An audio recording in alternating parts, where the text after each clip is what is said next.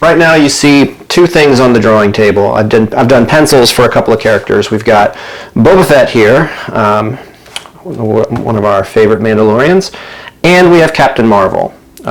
You may have already figured out why we have both of these, but just in case, I'm going to go ahead and say, so this weekend, of course, Avengers Endgame is the big talk around town. No spoilers on the broadcast, so please no spoilers in the comments. So we've got Captain Marvel here, who is representing my Avengers weekend. And then next weekend is actually Star Wars Day, May 4th. It's also Free Comic Book Day. Next Saturday is a big day. It should be fun. So I've got Boba Fett, pencils for him set up here. I'm going to do both of these as art drops. So what's an art drop? An art drop is basically where I take an original piece of art, I go out into the community somewhere, and I leave it. And I post some clues on social media, so please be sure that you follow me on Instagram and Twitter primarily. So I'll say, hey, I just dropped this art here. I'll post a photo of the scene or some detail of the scene. First person who finds it gets to keep it. Easy peasy, right? But some of you, depending on where you're watching this video from, might be saying, well, that's great for the folks who are in your community who can follow you and find the piece of artwork, but I'm a little far away, or I'm a little ways away. How can I participate in this? Well, so here's what I'm going to do different this year, or this time out. I think I'm going to do, okay, so Boba Fett, I'm going to leave him as a traditional art drop here in the community. If you're nearby, when I say the community, I'm based in Port St. Lucie, Florida. Captain Marvel, I'll do something a little different with her. We'll actually do we'll try something new this time out. We'll do a virtual art drop.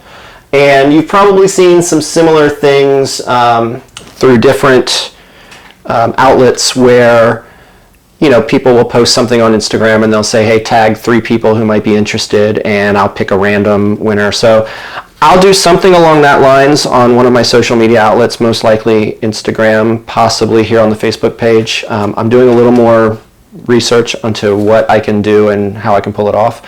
So stay tuned to the social media channels for more information on that. So hopefully we can make this fun for everybody. Free Comic Book Day is an annual tradition. It's been going on for a while now. I'm not really sure how long, but it's been going on for a while. You can actually go to freecomicbookday.com or Google Free Comic Book Day, and you should come up with a lot of information. It is the first Saturday in May, and all of the major publishers, or at least most of the major publishers, produce special books for the day that they give away for free. And they give them away through local comic shops. It's an effort to just introduce new people to comics, reintroduce people who have maybe fallen away from comics, and also to help promote local comic shops and to get folks out and experiencing the world of comics. So check it out, freecomicbookday.com, and the first Saturday in May, if you have a comic shop near you, check ahead and make sure they are participating. I think most do, at least locally where I am, most of them do. So you can stop by, see what kind of books they have for free, check out some of the other merchandise that they have for sale there, and enjoy. And there's all ages of comics too that are available. So if you've got kids and you want to try to get something new for them to read or look at or whatever, you'll have some choices as well. So that's the first Saturday in May. That is actually coming up. It'll be next Saturday if you're watching this live. And it's fun. Some of the shops, depending on where you're at, they'll do special events too, where you might have cosplayers around taking photos, or you might have special guests in shops doing autographs and signing books and doing different things like that. You might have special other giveaways like raffle prizes and things. It just depends on your shop in your community. I am now on Patreon as well. If you're not familiar with Patreon, it is a crowdfunding service or wherein if you see a lot of creative folks on there, writers, artists, musicians, that kind of a thing, podcasters, it's big with a lot of podcasters. And it's just another way that fans can help support creators that they enjoy. You can head on over to patreon.com/ChristopherArnoldDesigns and learn more. But yeah, it's out there if you are so inclined, and if you're able to, and if you're interested. Basically, I do a weekly webcomic, or I should say weekly-ish, but I try to get a new one up every week or so. And I started that. I mean, I've been doing occasional comics with those characters for a little while now, but beginning of 2019, I began to try to do it with a little more regularity, and I set up this weekly schedule for myself. It's been fun. So if you've been following any of those, if you enjoy them at all, if you would like to help make more of those possible, and more really of any kind of creative things. Like I'll do some other art type things on there, on the channel as well. But yeah, I invite you to back the project. There's some perks along the way, depending on what level you back at. But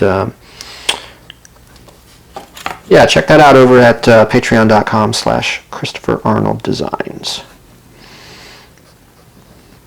If you can't afford to swing a pledge this month, that is not an issue either. I invite you to share that link out, or even just share some of my comics out, and that helps too. Is there a certain eraser that is better than another for this type of art? That's a good question. I have a kneaded eraser, which I just sort of like the feel of, and the fact that I can, knead it and change the shape of it to clean up certain areas. And then I just have a regular old block eraser. I use them both. Just depends on what kind of mood I'm in. Now, I sometimes you do have to be careful with these, because I will sometimes smear some of my inks if I'm not too careful. So I try not to brush, or I try not to erase too hard. I just kind of gently go over it and try to get as much of the pencil away as I can. Sometimes there might still be a few little marks in there. Typically, if I'm doing something that I will, like one of the comic strips that I do, for instance, even though there might still be some stray pencil marks on the original art, I can usually clean those up in Photoshop pretty easily and get rid of them that way. Yeah, so it's just kind of, I don't really know if one is better than the other, but those are the two that I use. Rachel asks, are you looking at something to draw that, or is it from memory? Well, I did use a lot of reference last night. So I did the pencils last night before I got on the live stream. I used to try to do pencils at the same time during a live stream, but I found that I just need a little more focus to do pencils.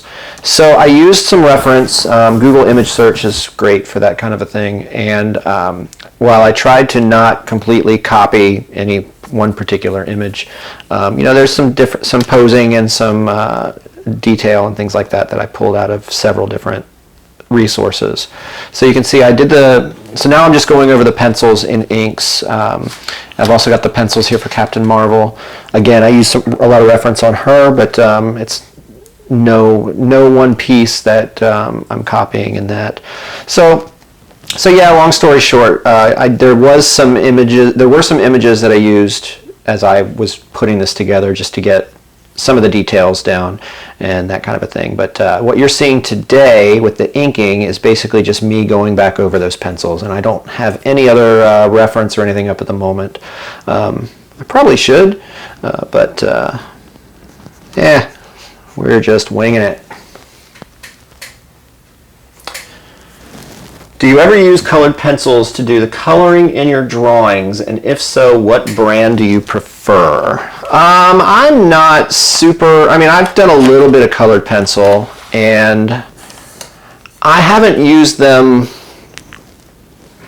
I'm not fluent enough in them to recommend any particular brand. I'm sort of bad in that I just sort of buy whatever's on sale, just because I don't use colored pencils a lot in my process. I've been trying to do markers a little bit more. I've been trying to teach myself a little bit of watercolor to add a little bit of color and texture, but I never, for the longest time, I really only worked in black and white. I didn't really do color on paper, because I would tend to do that more digitally, just because digitally was more forgiving for me, and I guess I was just never super confident in my use of like colored pencils or colored markers or watercolors, that kind of a thing. Now, I do have some colored markers that I try to use. I like the Copic brand a lot, the Copics, and that's what I'm using right now for the grays. However, they can be a little pricey, so I do buy whatever's on sale as well. There's a pretty good mix of markers in my toolkit. I find that when you're doing stuff like his armor here, that's a little more, not necessarily mechanical, but harder edges, the chisel end of the marker works really well for that kind of stuff. Whereas when you're doing clothing and textiles and that kind of a thing, the brush end, at least for me, gives me a little more flow and stuff to it. Just lets me really play with it a little bit. It's kind of neat with somebody like Boba Fett, whose armor is a little beat up and war-torn, and it's got a lot of character to it. You can really just add random strokes, random brush strokes. And it just kind of gives the impression of like those dings and dents and all the scratches and blaster scar and all that kind of stuff. So there's Boba Fett. You just tuned in and watched me ink this drawing. I appreciate it if you watched along. This will be hidden out in the wild somewhere next Saturday, May 4th. Again, May 4th is Free Comic Book Day this year, and it is also Star Wars Day. It's always Star Wars Day. It happens to also land on Free Comic Book Day this year. Free Comic Book Day is the first Saturday in May. It's a chance to visit your local comic shop. You can pick up some free books. They might have some other fun things going on depending on where you're at. And then also Star Wars Day, just because we got to have a day for Star Wars, right? So if you follow me on Instagram or Twitter and you are local, local meaning like St. Lucie County-ish, then follow along that day. I'll post some clues when I hide this guy out in the wild. First person who finds him gets to keep him, if you would like to. I also, you might have noticed as I drew, I had pencils for Captain Marvel also on my drawing board. I am planning, I'm not going to continue the live stream with this one. I'll do this one offline. But I'm going to ink this one up too, and then we'll do a virtual giveaway with her. So that way, so if you're not in St. Lucie County, if you're not like local and you're wondering, well, how can I participate in one of these or have a chance at one of these, then yeah, we'll do something on either Instagram or Twitter. Follow along on those for more information. The links are in the comments of this video. And I know I've mentioned it a few times, but over on my Patreon, one of the goals I have with that is to do occasional art giveaways to my patrons. So one of the perks, if you are able to and so inclined to back me over on Patreon, is you will get, you have a chance to get some original art that way. We'll do some giveaways over there once I have, once I get a little more established and once we've got some folks in place.